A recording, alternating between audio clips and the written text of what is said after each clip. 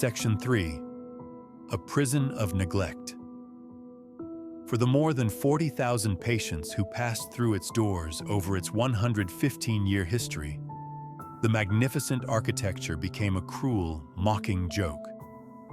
The bare, unadorned facade, intended to bring a sense of discipline and tranquility to a troubled mind, became a symbol of stark punishment.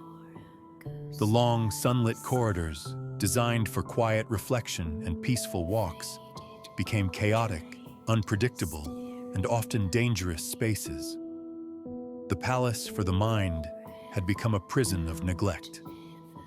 The patients who filled these halls were the poor and the marginalized of society. They were immigrants struggling with a new language and culture, laborers broken by relentless work, and countless individuals, mostly women, simply deemed a burden for their families, for reasons as flimsy as exhaustion, grief, or defiance.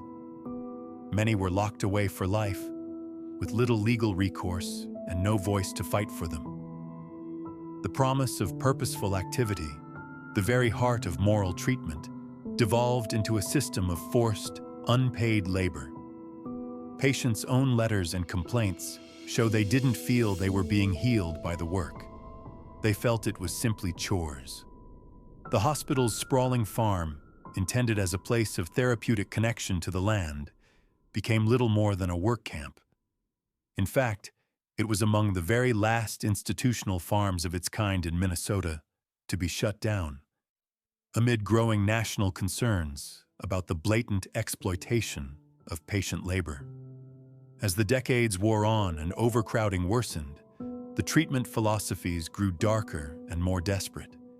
The gentle approach of Kirkbride gave way to more invasive physical interventions.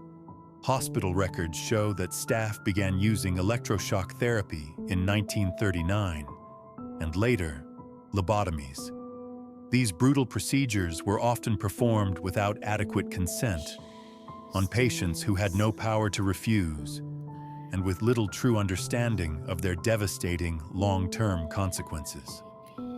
The core of the treatment philosophy became complete isolation from the outside world. The asylum transformed into a place where society could forget about its problems, and where families could, and often did, forget about their relatives.